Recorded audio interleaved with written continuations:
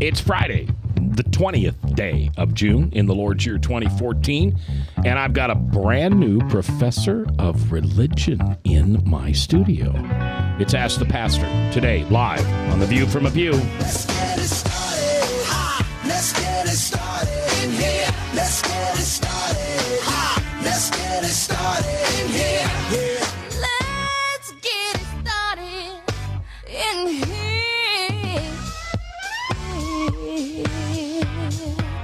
Welcome to The View from a Pew, a conversation among Christians who are out to grow their faith by asking the simple questions, the tough questions, and the stuff you really wish your pastor would talk about. Come on now, let's reason together. It's your voice we want to hear. The phone lines are open, so join the conversation. Call 855-244-0077. That's 855-244-0077. Now, here's your host, J. Michael McCoy. All right, welcome back. It is the Friday, my favorite show of the week, The View from a Pew now, and it's we don't know what's year. We know that this show started in 1983, and it took about a 3-year hiatus. And so 83 to 93, that's 30. So we're 25 years, 26 years. Wow. Right? Yeah. Okay. So we're glad to do it. And here's what The View from a Pew is. The View from a Pew is for you. I mean, how many times have you sat in church and the pastor's rolling off something, you know, up there on the stage or whatever you want to call it, and you want to go, ooh, pastor, hold on, I have a question. But you know, you can't. Well, that's what View from the Pew is. See, I'm not the star of this show. Jesus is. And Joe's our guest today, and he's going to be the center of attention. But the rest of us are just here to ask that ooh question. And if you've got a question like that, you're welcome to call in and ask it. The phone lines are always open at 244-0077. That's 244-0077. Write that down in your phone book. Jill King up at King's Christian Bookstore. I think she's got it where everybody can see it. Call Mac 244-0077. If you have questions, let me know. Now, Bob Montserrat, who's the cat in the hat watching the chat, we have a live chat that goes on here. And that live chat you can find at webcast1, live.com. But, Ryan, I guess it's also webcast the number 1, right? We got that one, too. We didn't? You were supposed to do that. You were. Yes, you were. It's on his list. It's actually my list. I think I've got that. But anyway, webcast1live.com. You can go there. You can sign up for the chat. There's no monetary, no nothing. We don't track you. We don't send you emails. We don't even know if you're there because you could log on with a name like, well, a generic name like spelled the same front and back like Bob. And so just come on, ask a question. We'd love to have you on. All right, here's my guest today. His name is Joe Moravec. Yes. Did I get that right? You got it. And Joe's got a great resume. I mean, absolutely, been a pastor, been a professor. You have headed different studies. Did you start going to school at like 2? Because Yeah. you've been to a lot of good schools. I feel like it sometimes. Yeah. I am old, yes. Are you that eternal student? You're always involved in a classroom, either as a professor or as a student? We're supposed to be lifelong learners. That's Mac. true. And he's currently a professor of religion at Mercy College of Health and Sciences here in Des Moines, Iowa. And so Joe Moravec, and I don't know how you spell that regularly, but as a radio guy, I spell it MORE-OF-VACK. Isn't that, Frank? That's how we do it, right? Moravec. Like more of that, more of this. That's how you write it down. That's for how pronunciation. Well, yeah, why would you write it down any other way? Because the other way is correct. Well, there's no right or wrong. Is there a wrong way to spell your name if I say it right? See, he agrees with me, Bob. Once again, you're not right. And we should also, for transparency use here, Bob and Joe are in love with the same girl. Because Bob's son, Matt, is about to marry your daughter. Right. What's her name? Kaylee. Kaylee, okay? And so I always told my son-in-law's father that maybe we were grandpas together, but long before that, we fell in love with the same girl. And so, congratulations. And you got a good son-in-law, don't you? Thank you. Yes. He's a good guy. I've known Matt for, 4 years? He's a good Yeah. guy. Yep. All right. So, excuse me. Joe is going to come with us on this day today as an introduction. And Joe has two other passions in religion. What are they? Well, there's two areas I think that are really significant for life and learning, and that is critical thinking, and then an area that needs much more research, but has been around for centuries, is called pneumosomatic illnesses. Pneumosomatic, which means what? Spirit contributed body manifestation or illness. Demons? That there's evil, yes, evil presence that cause physiological manifestations, anatomical manifestations. I mean, it's approximately 1/4 of all of Jesus's healing miracles, from epilepsy, blindness, muteness, dumbness, epilepsy, psychosis, had once a person was delivered of spiritual infestation or occupation or domination, they were healed physically. You know, hearing you talk, you're kind of a scientist of theology, aren't you? In some ways, yes. I'll bet you two could just sit down and bore the heck out of me for hours, couldn't you, Bob? Am I boring? No. Oh, did I? I didn't mean to say that. No. Frank, he's not boring, is he? That's how I took it. No, not Not if you're into tractors. I just think the two of you could be in the middle of a conversation, and after 3 hours, I think I'd be skipping Toodle Maloo in my head. I don't think I'd even be following you anymore. Well, we'll give it a try, right? All right. We will. Today we're going to keep it easy. Okay. And just go through Ask the Pastor. And there's no right or wrong answers on this. But it helps me understand your theology. Because my depth, give you my 60-second testimony. I was a God guy. Been in church all my life, and I would say to you, if we met on the street and you told me you were into theology, you were a professor of religion. In fact, if you told me you were a professor of religion, I would look at you and say, oh, help me with this. I don't get this Jesus thing. If I've got God the Father, what do I need with the kid for? I mean, God's not gonna, all of a sudden retire, and I got to have a relationship with. So what do I need with the kid for? And then a couple of years ago, Jesus mugged me, and my whole life opened up.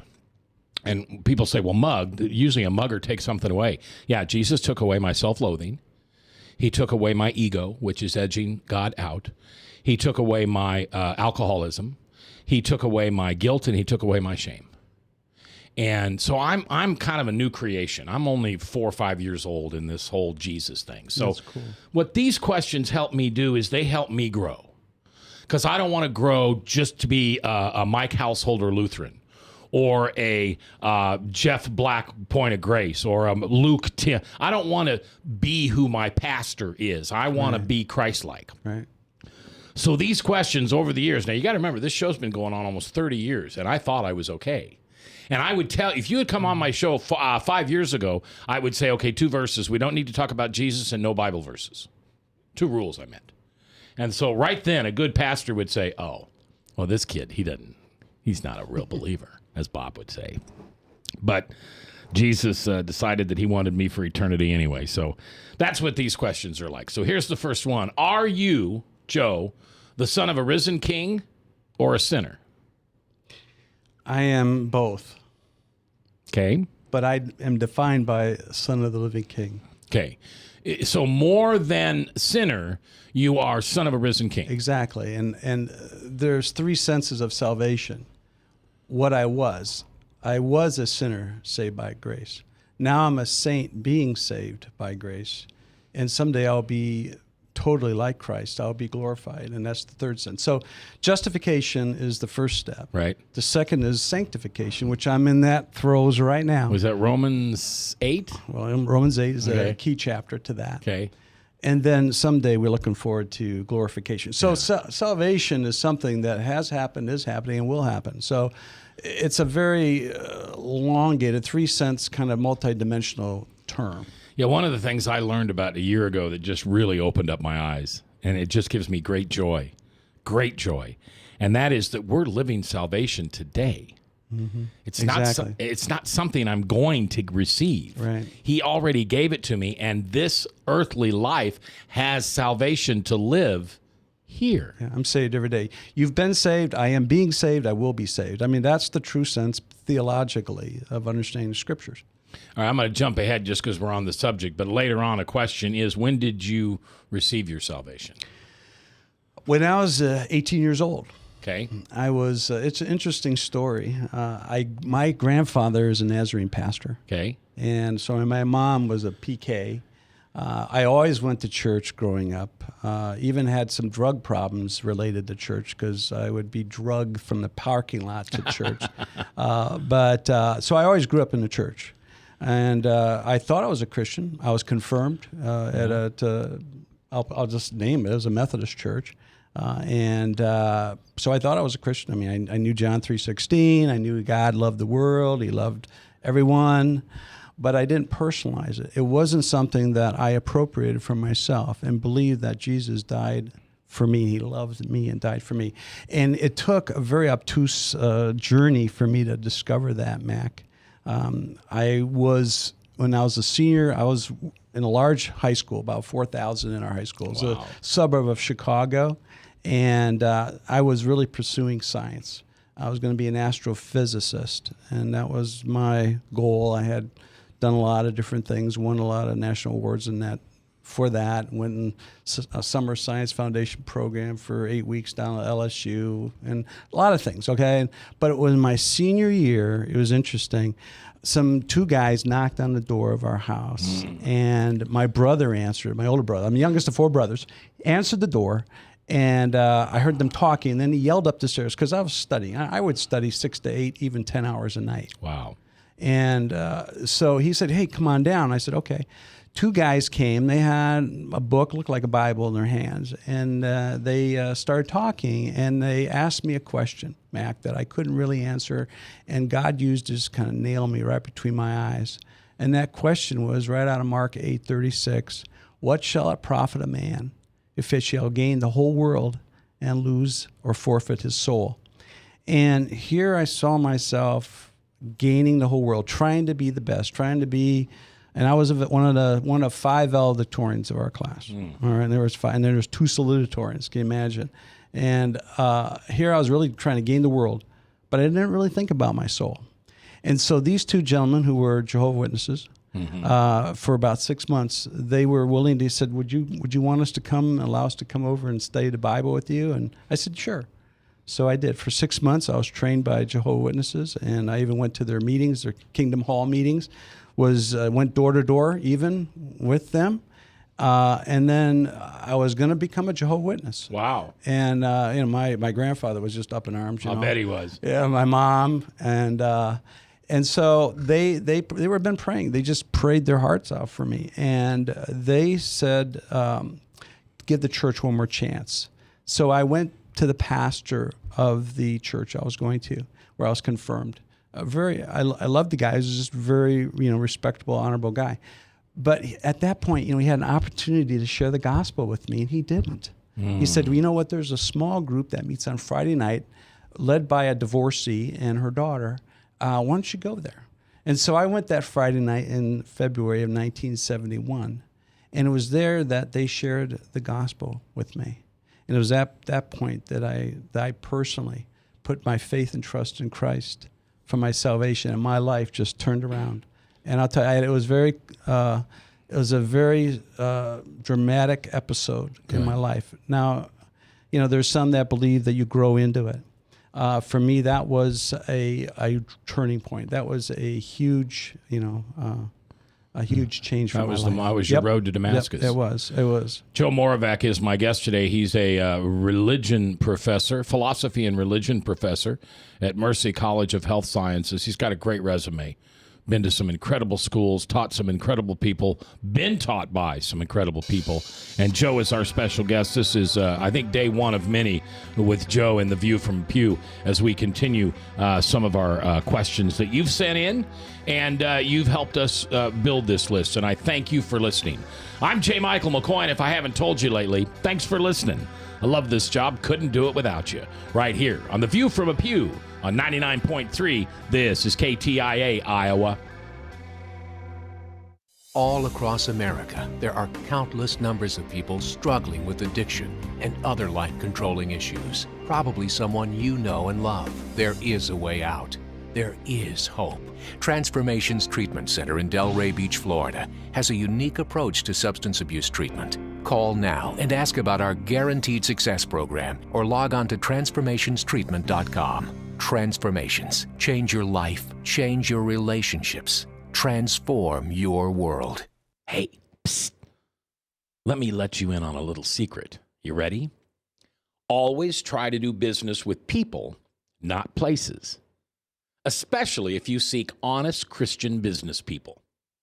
And when it comes to my car, I really need to trust who's working on it. Now, my family is so blessed. A few years ago, we found a family-owned automobile repair shop that operates as a Christian business also.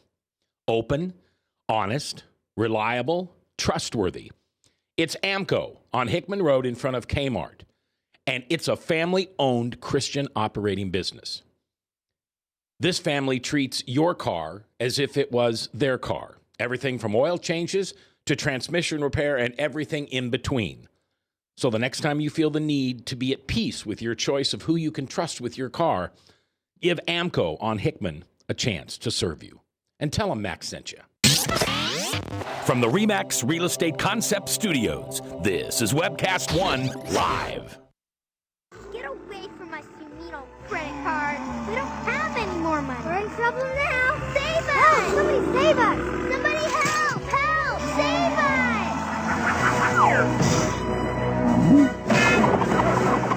Hi, I'm Tom Coates from Consumer Credit of Des Moines. If your credit card's a little too animated, give us a call. Hooray! We're saved! Consumer Credit! You're our hero!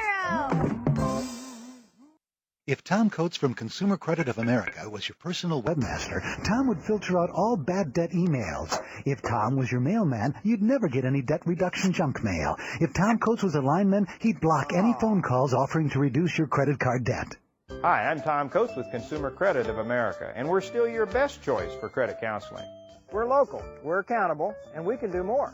You make the call when the time's right for you. When it comes to competition, there really is none for Consumer Credit of America.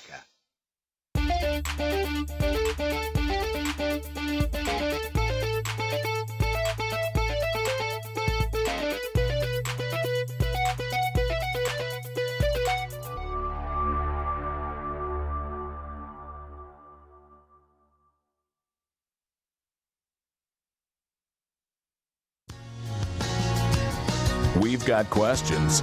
You've got the answer. Join the conversation. It's your voice we want to hear. So call 855-244-0077. Now, here's J. Michael McCoy. 21 minutes after the hour on this 20th day of June in the Lord's year 2014.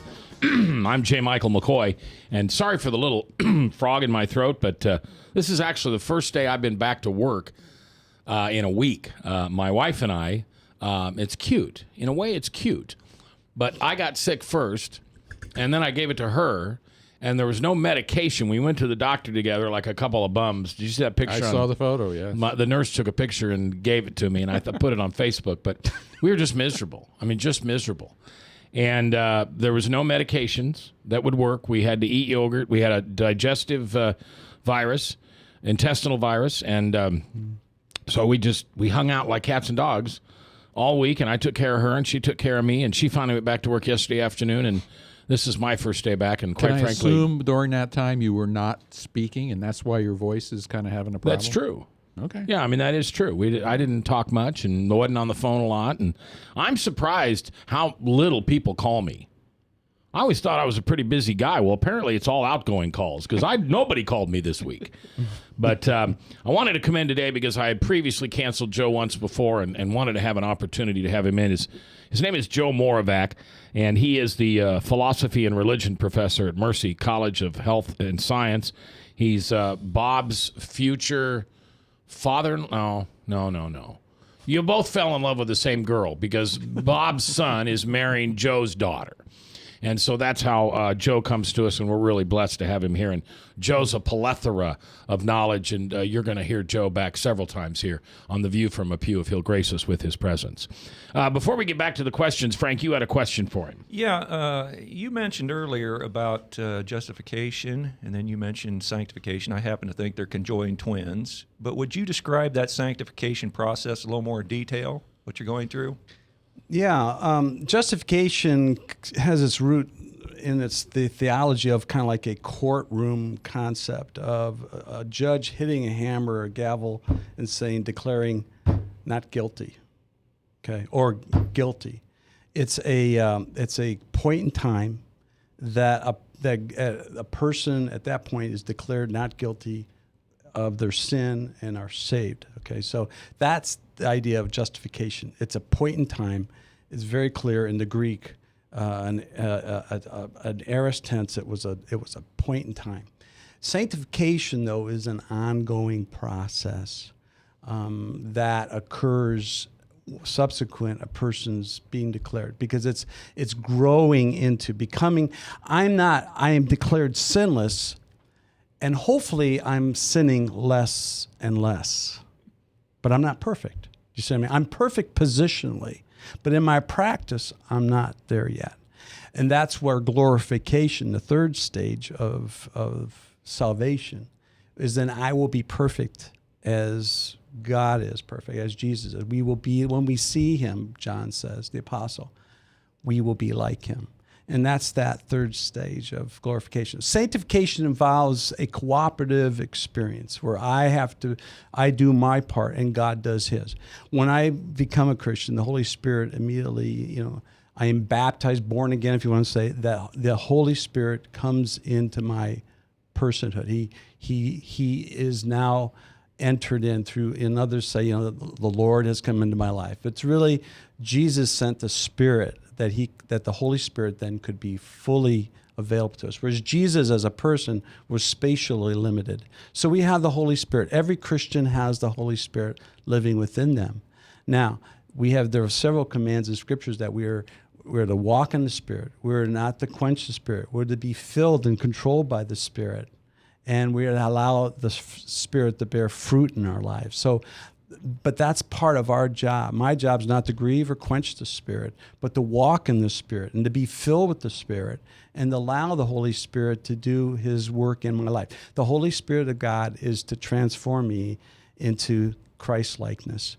That was what you and I, as children of God, through Adam, and before the fall, we were made in God's image. Right. And that we were destined at that point to live forever with God in the garden and be like God, and not have the understanding of good and evil.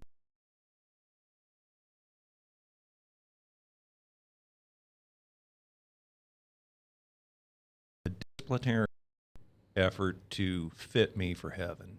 Mm-hmm. Mm-hmm. That's for true. I mean, it's The Roman Catholics would say if the person dies, then they might go through purgatory for that same purpose, for sanctification, to fit us for heaven. Yeah. I mean, that would fit into your understanding, Frank. And but yeah, it is. But it's a cooperative process. I do my part, but God does his part. So, but a lot of times Christians say, "Well, I'm saved, and now I can, I have a ticket to heaven. I can live like hell," and that's wrong. They don't understand what salvation is all about and what Christianity is all about. We're not only saved from something, but we're saved to something, and it's important that we realize that. We are considered saints. I was a sinner saved by grace. Now I'm a saint being saved by grace. Amen. Very important to learn that distinction. Joe Moravec is our guest today on The View from a Pew, 20th day of June in the Lord's year 2014. We've got one question down. It's 28 minutes past the hour. We may be reaching the Ben Mason record here, but we're going to get to question number 2 Are you ready? We had an online question though too, right? Do you want to deal with that or no? You want to go to that one? Yeah, well, this one I'll go back because we've been kind of discussing here. But the question is, I have found that people who are believers and who also believe in evil or the devil do not believe that mental illness is a real thing. Your very first statement about illness being caused by evil just really struck this person to ask the question. Yeah, it's a good question. Now, it sounds like either or.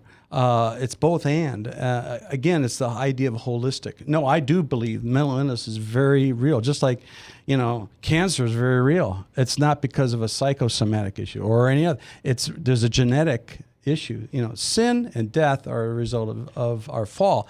But no, I believe mental illness does exist, just like physical illness exists. Not all physical illness is caused by a virus. It could be bacterial. There's different ways. The thing is this, the problem we have in America, it's really more of American and maybe even European issue, a postmodern problem, is that we focus on a secular humanistic worldview, which leaves God out.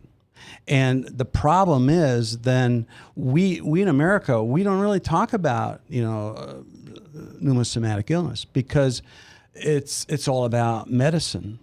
And it's all about drugs. It's all about that. And so we leave God out. We marginalize the spiritual. I mean, a person's made up. I like to use a handy illustration. Dr. Ted Ward, one of my former mentors and a great professor at Trinity, said he likes to use a handy model, that we're made up of physical, mental, emotional, social, moral, and spiritual. The spiritual is the core. At the core of who we are, we're spirit.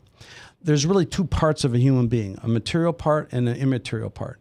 It's not mind, body, soul, spirit. It's really material, immaterial. We're made up of dust and then the breath of God. And so we have to consider all those aspects holistically when we're talking about healing people. And I'm fortunate to be working at a Roman Catholic college where they embrace the holistic understanding. And I teach my students that. I teach nurses and future doctors. We have about 15 different programs at Mercy that I've been blessed to be there 11 years now. And I teach them to look at their patients, the people they're serving and trying to heal, look at them holistically. Some person may come in with a fracture but really had a broken heart or a bleeding heart or spirit. A nurse or somebody, even a CNA or a PCT, a personal care technician, can maybe do more healing than the best surgeon that we have at the hospital if they're looking at the person holistically. And the healing, everybody can be healed. Not everybody can be cured, but everybody can be healed. And that's the idea, healthy, whole. And that's what we're talking about. So in mental illness, going back to it, no, I don't believe all mental illness is caused by that. I mean, that's ridiculous. But the problem is we live in a world, and in America especially, where they even think about spiritual is ridiculous. I mean, you're like, Hollywood or back in ancient times. No, I mean, when Jesus, I said 1/4 of all his miracles were pneumosomatic issues. So 3/4 weren't. People were blind. Born man blind. The man that was born blind, John 6, and others. Yeah, that happens because sin happens, and there's mutations, and there's genetic deficiencies, and all that. And so but the problem is Satan does not want us to believe that he's alive and well, and that he's the prince of the power of the air, and that he is here to steal, kill, and destroy. Those are the three things he wants to do, to especially God's kids. The greatest way, Bob, to get at you, or the greatest way to get at me, is through our kids, right? Mm-hmm. I mean, if a terrorist came to my house and said, it's either me or my if I have only one son, okay, it's either me or my son's going to die. Who's it going to be? What do you think I'm going to say? Me, yeah. Say my kid. Well, you know what? God had one opportunity to demonstrate to the entire world the unbelievable, unfannable, unfailing love, unconditional love he had, that it would have been easier for God the Father himself to die on a cross than to send his one and only Son. And so why is God a Trinity? Well, it's the model of the family. And in that, he could demonstrate that kind of love. Joe Moravec is our guest today. He's a philosophy and religion professor at Mercy College. It's kind of cool to sit here and watch you talk to these guys and answer questions, because I feel like I'm kind of I'm the invisible one in the classroom, and I'm getting to listen to the professor teach. And so I appreciate you. Thank you very much. Okay. Question number 2. Here we go. kind of on what we were talking about. Now, I will tell you, we have less than 2 minutes to answer this. Okay. Are you a spiritual being having a human experience, or a human being having a spiritual experience? I'm both, but I'd say I'm more the first. I'm both, really. Again, I said there's a material, immaterial part of our being, but the spirit's going to live forever, and my body's going to decay. But was your spirit here before your human body was? You know, how many angels can dance on the head of a pin, Mac? You tell me. Infinite. So what's the purpose of that question? The purpose of the question is just to, God said that I blew a breath into your soul, brought you life, right? So that means there was something before. Right, it was God. God breathed. God is the one. He's the one that's before. He doesn't have any beginning or end, okay? So if you want to say that I existed in God, well, maybe in this thought, I mean, if you want to be a true Calvinist, then, well, yeah, I mean, foreknowledge doesn't mean exact existence, unless you say existence exists, the fact that you even think a person. Yes, then I was in existence, because God thought about me. We see that from the foundations of the world, even before that God knew me, knew my name, and knew your name, knows us all. But does that really mean real existence? I don't know. I mean, I guess how you want to define it. So okay, that's fair. The question is kind of vague, and it's self-limiting just to even ask it that way. I guess he told me, huh? You might want to change your question. Well, I'm going home now and let the new host of View from the Pew take over. It's the Joe Moravec Show. But it's not your question, though, is it? Or is it? That's actually one of mine. Okay. It comes from Jeremiah 1:5. So, okay. So what's your answer? Well, we're out of time. I'll decide what we're going to do with that in 2 minutes and 4 seconds on KTIA.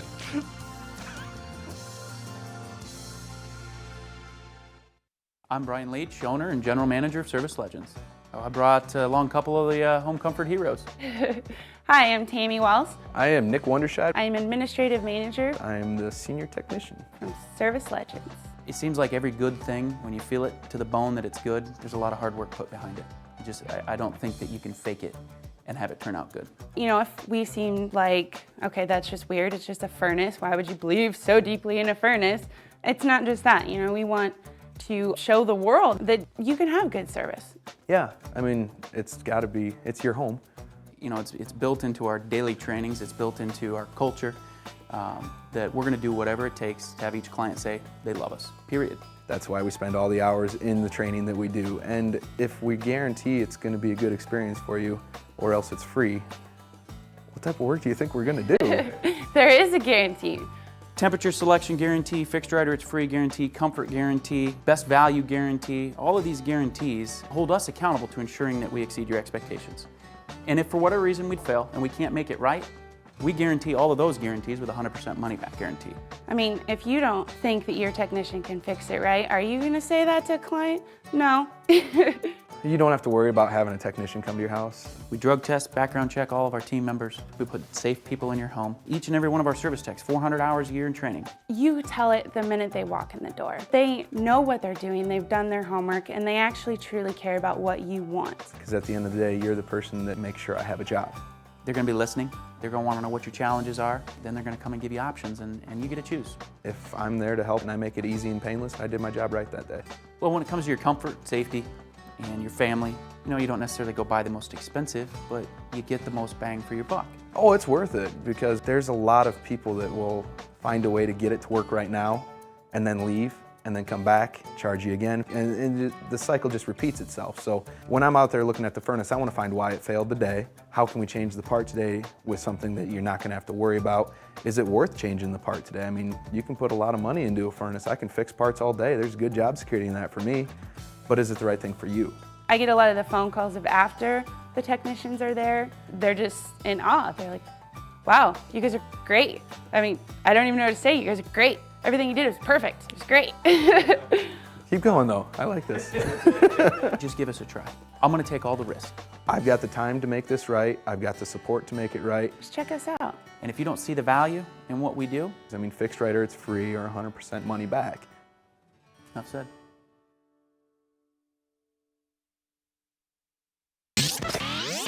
From the RE/MAX Real Estate Concept Studios, this is Webcast One Live.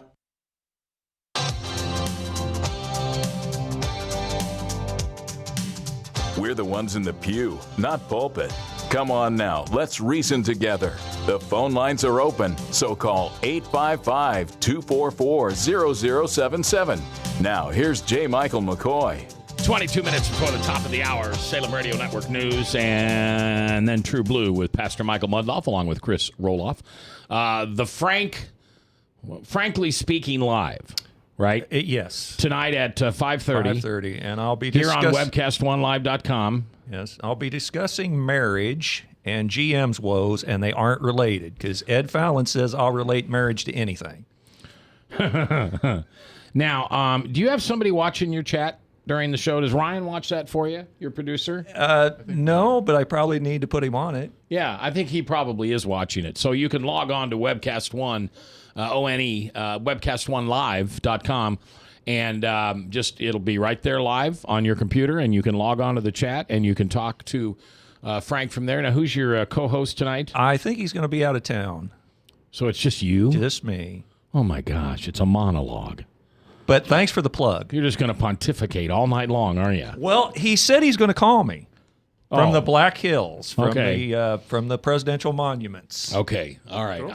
You know, it's funny. I did that once. Did you? Tom Coates was hosting my show on 98.3, and I don't remember what they were talking about, but my phone starts blowing up.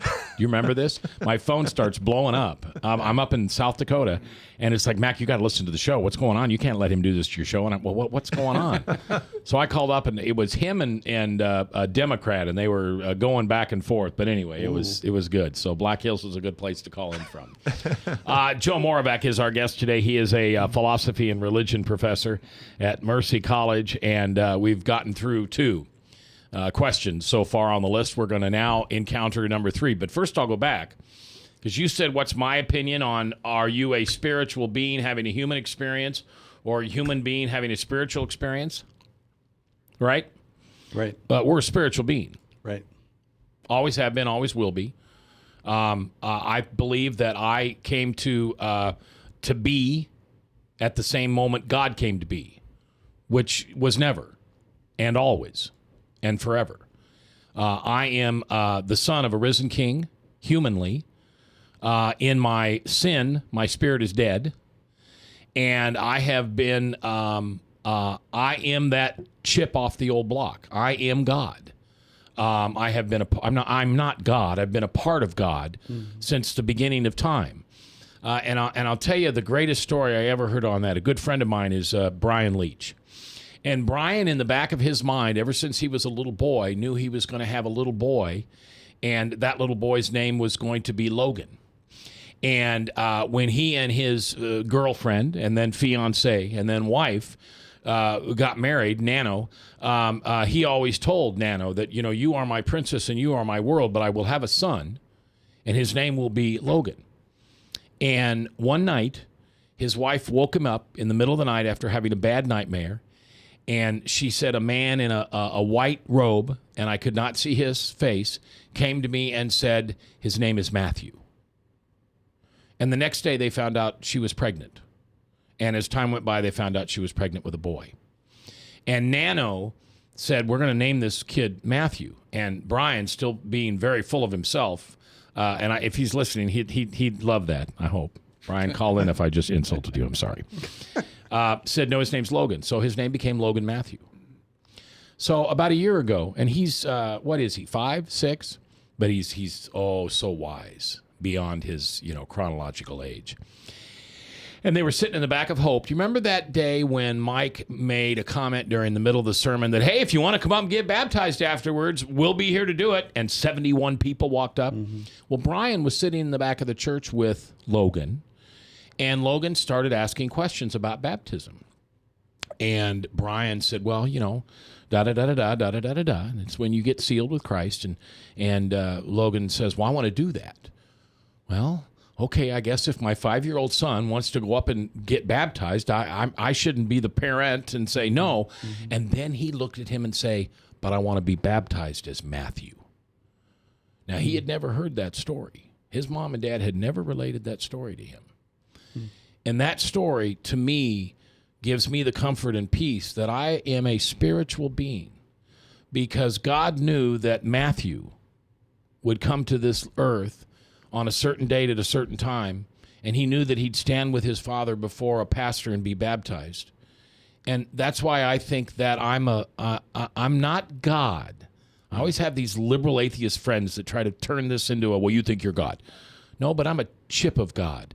Just like somehow I'm a part of my great, and how far can you go back, grandfather. So that's my answer to that simple question. Yeah. Okay? Yeah, I mean, there's a sense of that for sure, and the Bible teaches that. And again, if you look at all the religions of the world, and I don't want to go off on a tangent, maybe we can do that another time, but, you look at a monistic understanding would be the same. The Hindus would say the same thing, that we are part of a universal, the Brahman, and that we are like a drop in the ocean of the universe, and that we are reincarnated, and so I just want to make sure that we're not being confused with that. But there is a sense. But here's a sense. So here's what I'm saying: is you look at all the religions, there's certain things that are common, and that idea, even though it's not biblically informed, there's a sense that all people understand that there's a sense of connectedness, of something beyond ourselves, that we didn't just happen to be here now by chance. Right. But there's, you know what I'm saying? Yeah. That metaphysical dynamic, and it's really been cool. I've learned so much in especially the last 11 years, as I really studied all the different religions of the world and saw not only how they're different, but more importantly, how they're alike too. Well, we watch movies. We're all movie fans. And every single movie that you ever watch, I believe, and maybe I shouldn't say every single one. Maybe there's an exception out there. But one of the main things that always happens in a movie is there's that ta-da moment. That moment in which this story over here is being told and this story over here is being told. And in the beginning, we have no idea that they're going to collide, they're going to collect, they're going to gather, they're going to join. But when that happens in the movie, you go, oh, now I get it. My favorite one is when the little boy looks at Bruce Willis and says, I see dead people. Now, no, I don't know about you guys. I didn't get that when he said that. But at the end of the movie, I'm standing up in the movie theater looking at my wife. I'm going, oh, my God, he's been dead the whole time. Okay? That's what I think. That's how God sees our life. Maybe there is a single moment in my 55-year history that I was supposed to be here for. Maybe I've accomplished that. Maybe I haven't.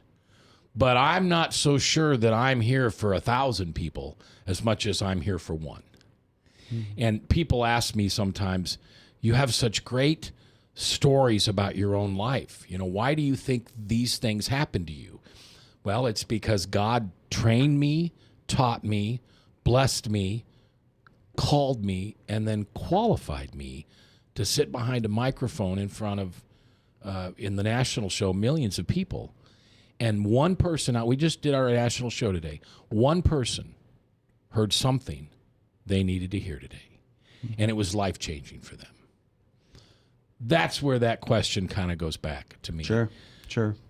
Not that God has everything figured out in advance. Oops, sorry, Frank. But I don't think there's any accident that you and I are here together. And whether it's so you'll say a certain thing on the show or whether our relationship now, who knows? But I really do think that we're spiritual beings. No, I don't think we, what'd you call it, reincarnate. I don't think I come back. No, I don't think. I think when I'm done, and I get to go home and glorify my Father for the rest of eternity. Yeah, no, and I agree. Oh, I would support that. All right, thank you. Joe Moravec, you didn't have to, but thank you. Because I can now say Joe Moravec supports what Mac says. I've been kicking him, during your speech. Have you? No. Thanks. But again, I did qualify real presence, real existence. Yeah. No, you're right. You're right. I'm not trying to say that. All right. Last break coming up. It's the short one. When we come back, I'm going to jump all the way. Frank, I'm going to give him the tough question. All right. I can't wait around anymore. You don't. We're tying the Ben Mason record of 3 questions. There's been more than 3. I got you. All right, we're coming back live here on The View from a Pew on KTIA, Iowa. This is Webcast One Live.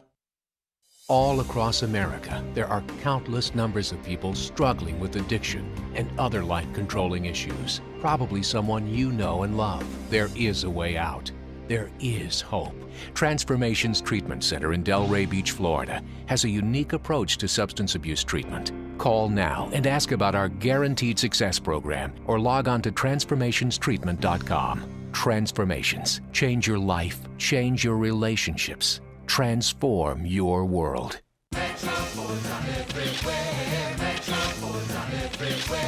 See them here, see them there. You got bad credit? We don't care.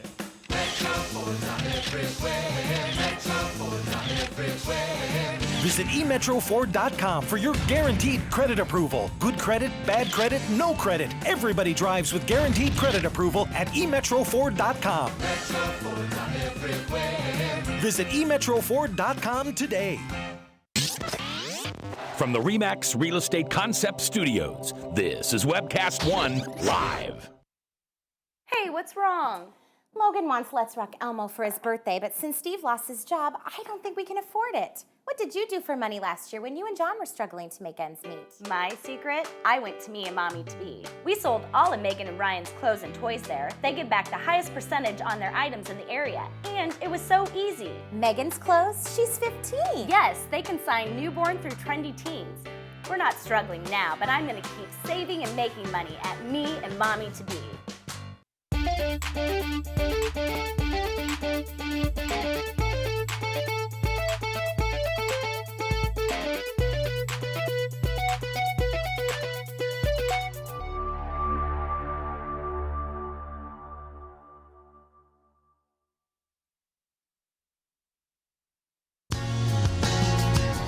We've got questions. You've got the answer. Join the conversation. It's your voice we want to hear. So call 855-244-0077. Now, here's J. Michael McCoy. It's 10 minutes before the hour of 4 o'clock on this Friday, the 20th of June. I'm J. Michael McCoy. If you're listening to this live, thank you very much for tuning in. I know there's a lot of choices that you can listen to every day, and you chose us, and we appreciate that. If you're one of hundreds of thousands of downloads that you'll do from Webcast One Live here in the next 20, 30, 40 days, I sure appreciate that. This world has changed. For years and years and years, I used to sit on the radio, and if I'd say something wrong, it wouldn't matter because I knew it was gone. If you caught it, you caught it. If you think I said something wrong, I'd deny it. There was no record of it, and you'd never have to listen to it again. It's not the way today. And I'm thankful to tell you that it makes me a better announcer, not a worse. God gives me, what does he give me? He gives me strength, and he also gives me confidence that what he puts through me, his words through me and out there, are never meant to go void. And what is said on this show is meant for somebody's ears, maybe hundreds, maybe thousands, maybe one. And it's the one that means the most to me. If this show touches you like that, I don't ask for donations. We don't take them, in fact. If you sent me a check, I'd probably give it to the church. But I do ask sometimes that you just contact me. Let me know how we're doing. And I used to say when I was in the restaurant business, I love it when people tell me they like my cheeseburgers, but I need for you to tell me when you don't. So if you hear something on this show, and don't tell me about Frank. I get enough bad mail about Frank. I know who Frank is. I put him here on purpose. Somebody's got to be the bad guy here, and I was tired of it being me. So I'm always interested in your contact information. Joe Moravec is my guest. He's a philosophy and religion professor at Mercy, and we're getting to a third question today. And Frank's right. We had two others. Yeah. That you asked one, and then Jessica, love you, baby, came in online, and then you asked me, or I think you asked me to go further into my spiritual being, and I did. So I'm jumping ahead, but this is an important question. I love this question. When I realized the answer to this question, it changed my relationship with Jesus forever. And here's the question: do you, Joe? I'm not talking humankind. Do you, Joe, have a relationship with the accuser? Do you, Joe Moravec, father, professor, preacher, son of a risen king, have a relationship with the accuser, which is my word for Satan, Lucifer, whatever you want to call him? A relationship. A relationship. Yeah, an adversarial one. So you have a relationship. Yeah, he doesn't like me very well. And you don't like him? No. But you have a relationship with him. I respect who he is because he's a creation of God. He is one of a seraphim class of angels. And I respect his knowledge and his power. And I've spoken with him. And I've seen the damage he's done on people, on humanity. And my relationship is that of more, not a personal, and that we're friends or buddies. Adversarial? Adversarial would be the best way. And I think any Christian, I think that's the best positioning to be in. Joe, I think you're very wise beyond your years. And I told you there's no right or wrong in these questions, but I think this is a question that many, many, many people who sit in that chair, who stand before congregations and preach the word, get that question wrong. They're like an alcoholic. I'm an alcoholic. Okay, I've been sober 1,504 days. Good for you. Thank you. 1,507 days ago, asked me the question if I'm an alcoholic. Well, no, of course not. Well, do you drink? Yeah. How much? Well, I don't know. Well, do you ever drink too much? Well, sure, that's the fun of it. So do you have a relationship with the accuser? No. Well, do you ever think of sinful things? Well, yeah, but, well, how often? Well, I don't know, but aren't I supposed to? There's God's will and there's everything else, right? Mm-hmm. And either we're within God's will, which none of us can fully be in God's will as a human, right? As flesh. There's always got to be a little bit of the accuser living in there, as long as we're alive. Well, he lives through he's always been called a number of things. I could bring you a list when we talk about that. I'll give you some of his names. My first wife was Kathy. I used that from time to time. He's called a liar, deceiver, accuser of the brethren. He's the serpent of old. I mean, you know, angel of light. But he is the tempter. Mm-hmm. Okay? Mm-hmm. He embodied the serpent in the garden. He embodies people now, and he embodies things. Demons can occupy objects, space. When the Israelites, for instance, went into the Promised Land, it was pretty horrific in terms of some of the things that they were commanded to do. Not only, tear down high places. Why? Because that's territorial. Demons, evil spirits are territorial. And they all come from him, right? Exactly. It's 1/3 of all the angelic host defected with Satan at some point in time before the creation of our earth as we know it, before Genesis chapter 2, especially chapter 3, because he's there in the garden through the serpent. And so with 1/3 of that angelic host, and we don't know exactly how many, but there's tens and even hundreds of thousands of angels. And so he is here with his host of demons to try to steal, kill, and destroy. God, for his will and his way, didn't destroy them when they defected for his will. We don't know. It's in the divine plan. But there were some that were so evil that he now has them in the abyss that Jesus went and preached to when he was in the grave. Now, who are those real evil ones that are now already incarcerated, whereas the rest are allowed to roam in this air? Okay, this is called the prince of the power of the air, and so we can talk more about that later. I was going to say, I want to have you back, and I want to go there. We'll forget the questions for a while, and let's just go to where and how the accuser lives in our lives. We're out of time for today, but I'd like to do that. Joe Moravec has been my guest today. He's a philosophy and religion professor at Mercy College, and God bless you. Thanks for being back. Thank you, Max. I'm honored to be here. Yeah, I look forward to having you back again if you can. Frank, your show is on marriage and GM's woes. Okay. Are they tied together? No. Okay. And Bob, thank you for being here. Yeah. I love you, brother. Ryan, thanks for producing. I'll see you again on the national show on Sunday. And until I see you again, do me a favor. Think of that person that you don't like. Think of that person that you just can't forgive, and make this the weekend. Make this the weekend that you free yourself from that burden, that resentment, and forgive them. Just pray.